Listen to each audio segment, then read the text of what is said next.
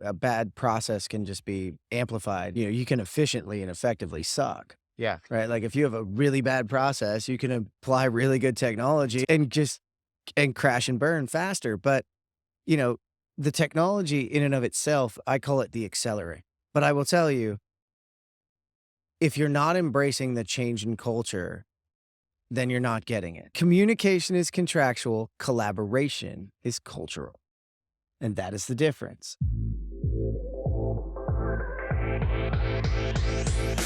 Welcome to Built Different, a podcast featuring teams, technology, and trendsetters who are changing the way that we build.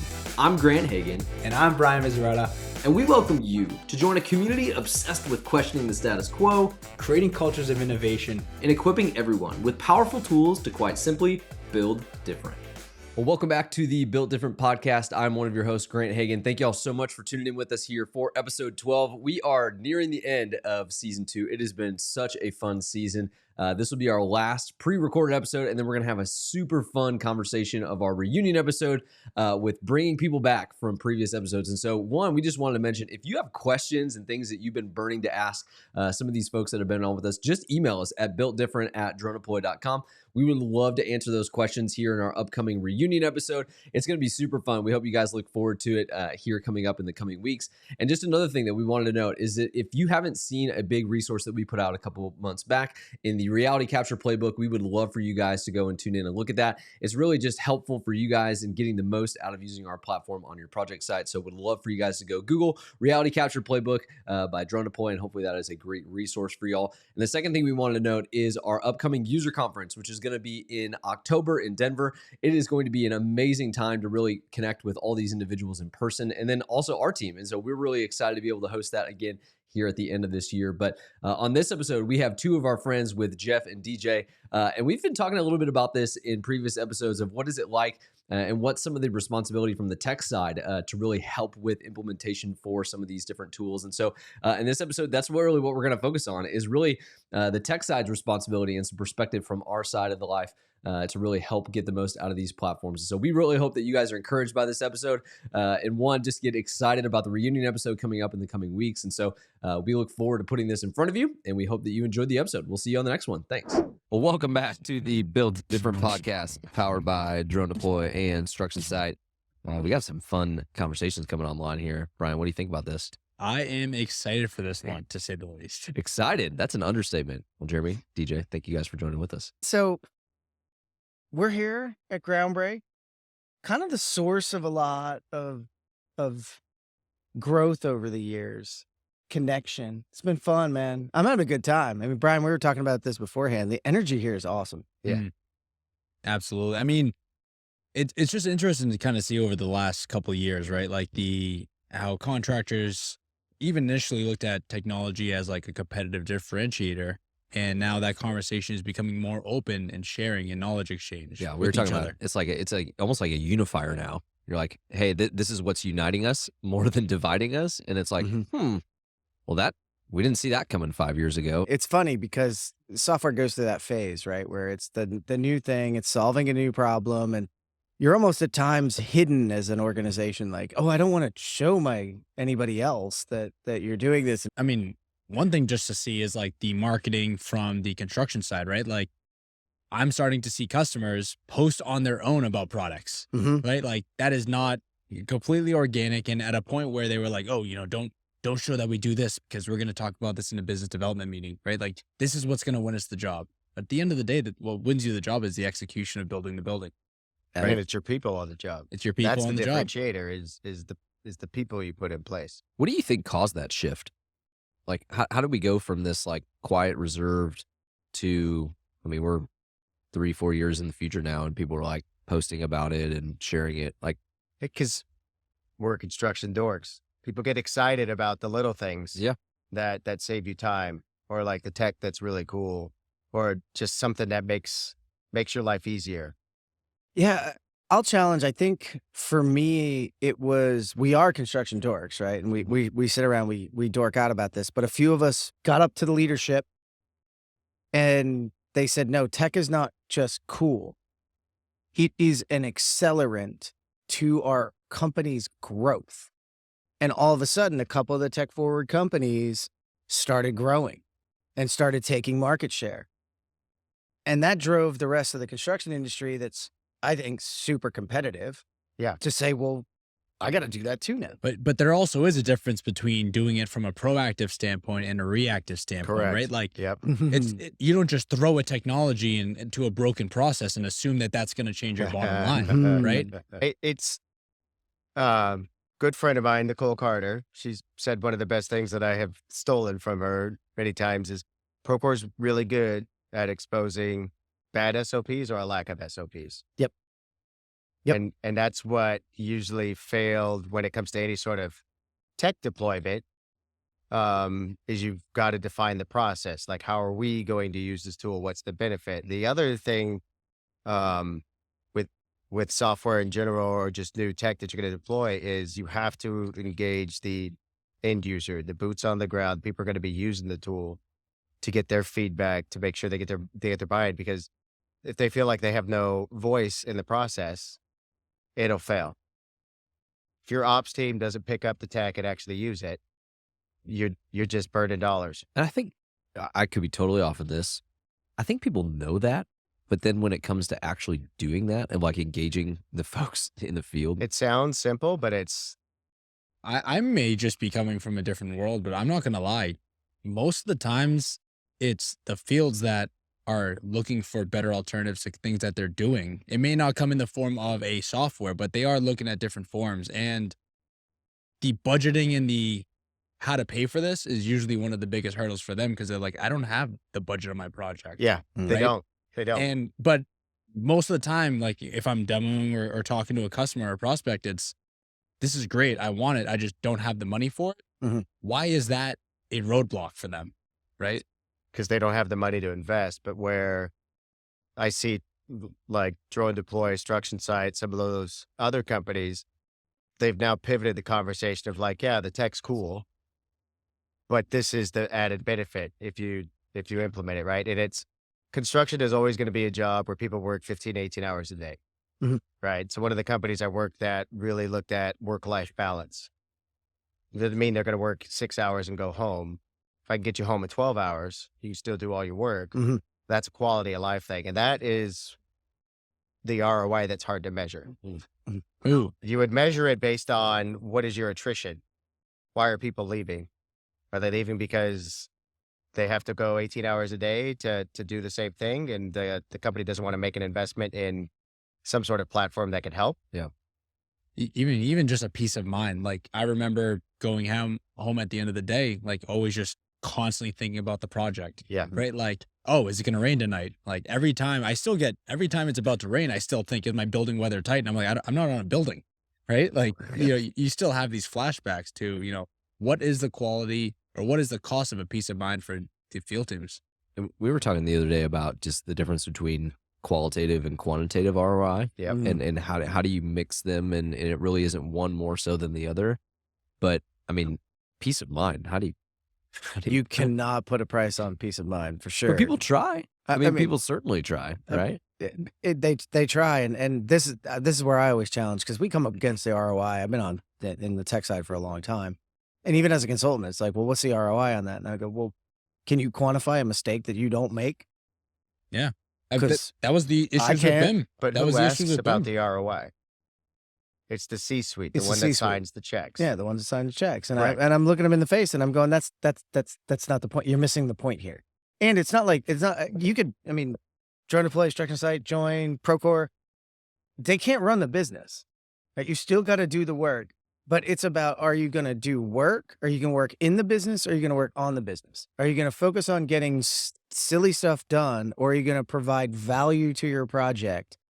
So, in yours, Brian, the weatherproofing. Well, if your app told you it was going to rain, or most likely was going to rain before you left, then you could spend time buttoning up and not having to figure out or think about, should I button up or not? It should inform what you're going to do. It's not doing it for you. It never will.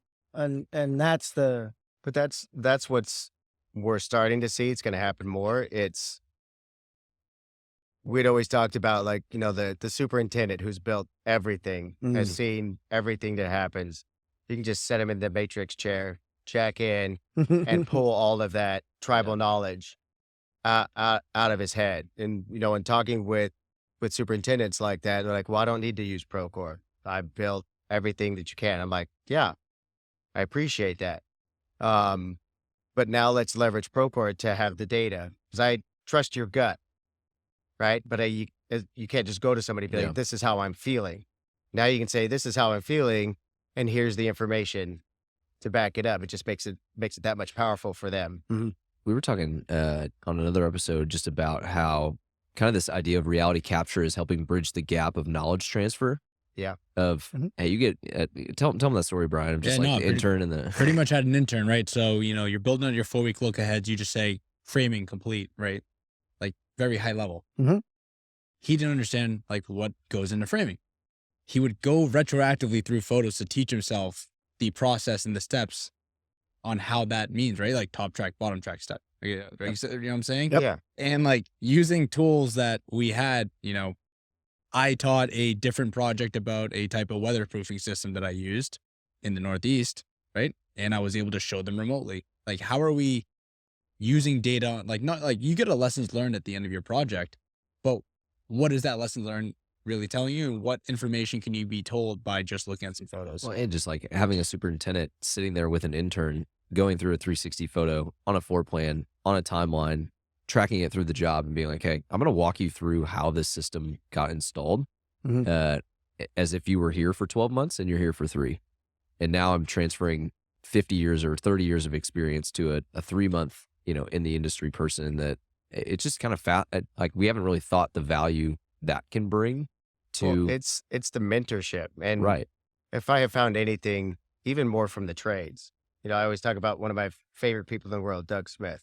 Yeah. He took the time to actually teach me about HVAC systems, mechanical systems, complex mechanical systems for labs, and spent the time to kind of educate me. My field teams, the superintendents, foremen, the other ones I work with, I'd go ask questions because I wanted to know. And where I'm going with that is construction has changed so much. There's more, even though it's paperless, there's still more paper. So they don't tell young men and women coming out of school, you're going to be a project engineer and you're going to be in front of a computer 16 hours a day doing some stuff. And so they're losing what I would call, there's contractors and there's builders, and knowing how things get put together, how a building gets put together. Because then you understand, sequence of work, priorities, all that other stuff. And so it just makes you a better builder, a better superintendent, a better project manager when you have that level of understanding. But everybody's so busy. Schedules have accelerated. People just don't have time. And one of the things when I was working with some of the teams that I manage, it was like, y'all got to get out to the job site. Like, go walk the job. Yeah. Don't go talk to our people. Go talk to the trades. Don't go talk to the superintendent. Go talk to the foreman.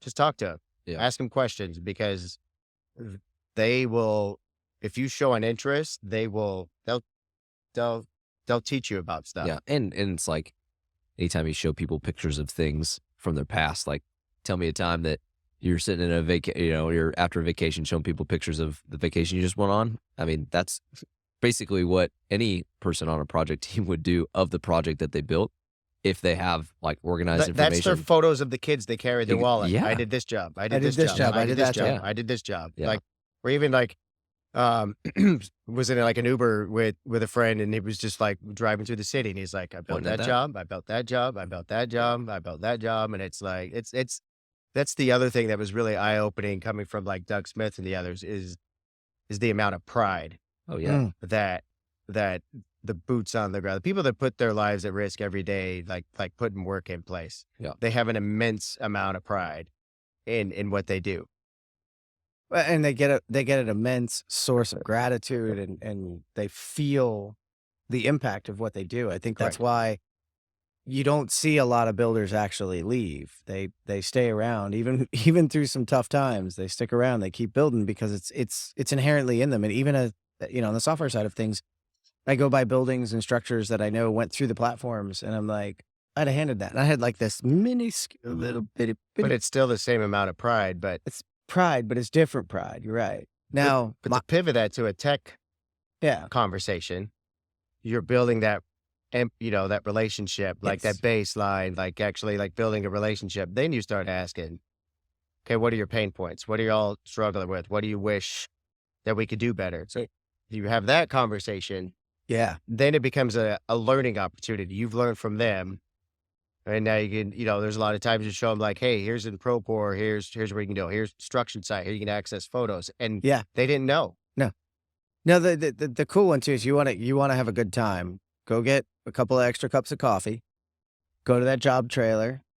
Hand one of them cups of coffee to somebody in there, foreman, super, anybody, and ask them about their jobs. Ask them about their past. They are great storytellers. They will tell you all about it. My challenge is, how do we continue to keep that, keep that pride and keep that connection, but democratize that information, democratize that learning. It comes with the culture of the company. It is, right? Absolutely. I mean, absolutely. Like, the company I worked for, we had an internal like learning system. A lot of those, very, very well-established superintendents led trainings, like video trainings for the future of people that are going to be seated down the line. Like, I remember I spent hours in this, just like, oh, cool scheduling, like talking about this project. Like, it all comes down internally at that company though, right? Like, it matters on how much they're going to invest into doing that. Well, you got to invest in your people. Yeah. So, I mean, 100%. You got to invest in your people, but then they become like a proud parent. Mm-hmm. When Grant first came on board, he knew nothing. We worked together on a couple of projects. Now Grant's the general superintendent, and Not yet. yeah, That'd be amazing. You know what I'm saying? But then they remember who taught them. I mean, even as you were just saying that, like, there's folks that I can recall back to in the industry that Absolutely. yeah, I mean, I moved halfway across the country for my first job, and talk about having a new family. I mean, you build that family on a job site that, I mean, see you in some great times of doing great at the job that you're doing, and see you in some really tough times, and see you grow as an individual and a person. And yeah, it's just fun. Do you guys know Todd Wynn? Oh yeah. Oh yeah. So Todd has this infamous quote, and I need to get him on here to actually get it right. But he told me this one time, and it's always stuck with me, is like 1% of the world dictates how the other 99% live and basically engage in it. And it's that 1% is, our industry, construction, the built infrastructure really play into how the other, 99% live in it. And so that's just anyone who's interested in considering construction and the built world as a career. It's like, how does it not get you It's pumped? amazing. I know Voss didn't say it, but one of the best lines I heard from them is construction is one of the largest collaborations we do as people.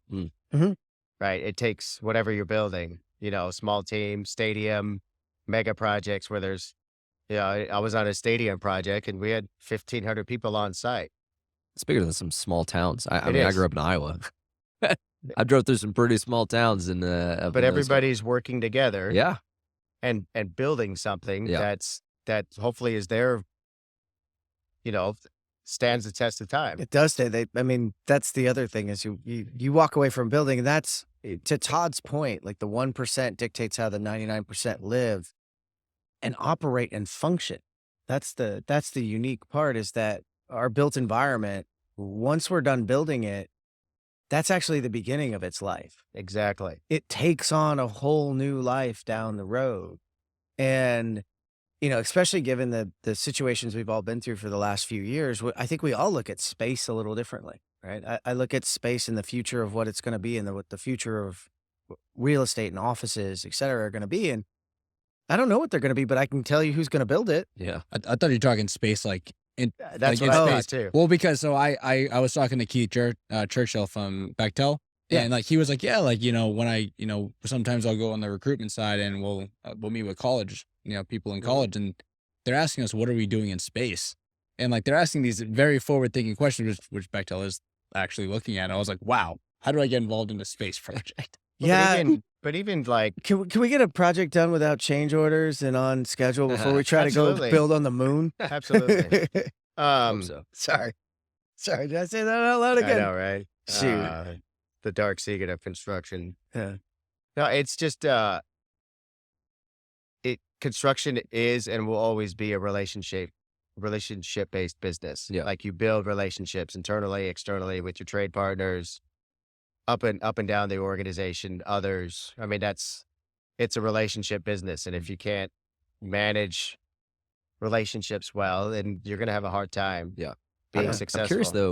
though, this may be a little bit of a hard right, but like how does technology help that? So like let's say, hey, That's a tough one. yeah, yeah. Right. I mean, does it help or does it hinder? I mean, I don't think it's not one or the other, but like Well, if it hinders, it's not technology, right? It's a I mean, process. No, It's it's a technology. process. It's not Right. innovation. Not innovation, yeah. But it's, Alright. it's technology. I agree. Like relationships are the basically foundation of our industry. Mhm. We've obviously seen some really great tools in the technology side help enable those relationships to grow and flourish and be And efficient. some have not. And some have not. Mhm. What like it's almost a lot of our responsibility to help. I mean, we're all software guys here at the Yeah. table, but like to help recognize that really that responsibility. I mean, what are your guys' thoughts on that? See, I'll jump on this one quick because you said this earlier. A bad process can just be amplified. Now, I'll use a James Benham as you can efficiently and effectively suck. Yeah. Right. Like if you have a really bad process, you can apply really good It's a technology good quote, Jay. and just I haven't heard you I say like that. that. First, I like that's pretty that. good. and crash and burn faster. But, the technology in and of itself, I call it the accelerant, right? If you have the people and you have the process, but I will tell you, if you're not embracing the change in culture, then you're not getting it because this is a DJ. I'm on a roll with people's quotes here. But it is the man, the myth, the legend, DJ Phipps, who said, communication is contractual, collaboration is cultural. And that is the difference. And I have said that and repeated that over and over because One more time. communication is contractual, collaboration is cultural. It is a true shift. I can sit in an IPD project and put us all in a room and we can sit in our little cubes and never talk to one another and not share anything and email each other and walk out and it will be no different. But if we stand up and we talk and we embrace this culture that we're going to go through, then technology can be an accelerant to that. That's where, for me, great technology applied to that type of culture and collaborative environment can share information, can share data. If you're scared to share your numbers, if you're scared to get into that boat, no technology is going to solve that problem for you. But if you're willing to get in there and you try to do it in Excel, you're going to lose people. Yeah. Right? Because it feels bad. It doesn't work. So if you're in a Procore, you're in a join, you're in a instruction site, you're in a drone deploy, where that you've said, hey, look, we flew over this and look at the problem with the roofing. Well, if you were just hanging on to that to slap somebody at the meeting, drone deploy didn't help you, right? It just gave you another stick to hit somebody with. But if you were like, hey, look, I think we got a problem coming here, or, instruction site on looking at the tracking of putting up drywall. And you go, look, we're falling behind here. If you use that to come in and smack them around, it's not going to help. But if you use them and go in and say, hey, what might be causing this problem? Oh, you got trades ahead of you stacking, or we can't get our materials on site because of the crane picks. Well, great. Then I can use this data to collaboratively solve a problem. Correct. But it is all how I use it. Yeah, it's all what that's about. I think the nail on the head here is like, I like the term accelerant too, because like fuel can make a really bad fire. Yep. Make a really bad fire, but it also powers and moves a lot of vehicles in our world. Yep. Same fuel. And it's crazy how it can be used differently in different mediums and how it can be extremely destructive, but extremely productive in how it where it gets used. It's a good one. I think you just took yours and made it better. I did. Hey, that's okay. Someday you can quote me on it. I like that. I just want somebody to quote me the someday. accelerant made me think. Nobody ever quotes me, man. No. I like it. No, it is true. And I think you talk about kind of where can technology help foster that narrative of like, hey, don't use our stuff to beat people down. Like that's not our goal here. But that's a cultural thing. It is. It is a cultural thing. That is that is just one of the issues that happens is there's the circle of trust. Yeah. right? So the owner doesn't necessarily trust the GC. The GC doesn't necessarily trust the trades. And so you have this, I'll work with you, but there's, there's an undercurrent there that not everybody wants to address. And I've seen some of the most successful jobs where the entire job site is a family, not just the GC, but they all work together. And when it's kind of go back on it, they'd have conversations and they're asking about each other's kids, what you guys did this weekend. We were going to the game, In a genuine way. Stuff. It's not a genuine way. Not like, what are you doing? Yeah. Because then, What did you do? well, but then it also just becomes like, let's have an adult conversation. I'm a big boy, so lay it on me. But there's a matter of respect, Yeah. right? Because you've built that relationship, so you can have a heated argument, and then 2 minutes later, apologize about it or just know it's business, and then figure it out. I think it's been the last 2 years that I've been like, well, what's significant about what I've done or where I'm going, and how can I have a legacy? How can I have other people? How can I, have some significance to what I've done? But you're not the only one who builds your legacy. No, you aren't. No, other people who do that. So to tie it back into construction, that's that old superintendent bringing Grant up from nothing. That's Thanks. the legacy. Why are you always at nothing? I don't know. I'm Grant? just That's picking on great. him. He's in my line of sight. But the point is that's part of their legacy. Yeah. Their legacy is all the buildings they built, but their legacy is also the people they built. Did it with, yeah. Right. Yeah. And they iron sharpens iron, right? The old crusty superintendent was really not that old and crusty. He just wants to do his job and he wants to do it right. But I have seen the back and forth. Let me talk to you about building. All right, show me how to use this new tech. How does that new tech help me do my job better? It's that. Man, A lot of it too is like, hey, we're not just building buildings. Like clearly that is the end deliverable. But I mean, I think you said to DJ is like, we're building people. Yeah. Like we're building individuals, building like communities. We're building the future. Yeah. And I think that's what is exciting about it too, is like branching out and saying, hey, you see a physical building here, but there's so many stories, there's so many parts, there's so many pieces that made it what it was. And it's fun to do. So any last thoughts, Brian? No, I think that was a whirlwind of conversation that honestly is just great to have. Yeah. Right? Like I love that this podcast could have that conversation as well. Right? Like we do not want to just become an advertisement. We want to be helping just bring people like you on to kind of talk about conversations that just aren't being talked about. Yep. Well Love said. it. Thanks, guys. Fellas, Appreciate it. Thank you all for joining us. Thank you. And thank you for listening in to the Built Different podcast. We'll see you on the next one. Make sure to subscribe to Built Different on Apple Podcasts, Spotify, and anywhere you listen to podcasts. Let's build this community together.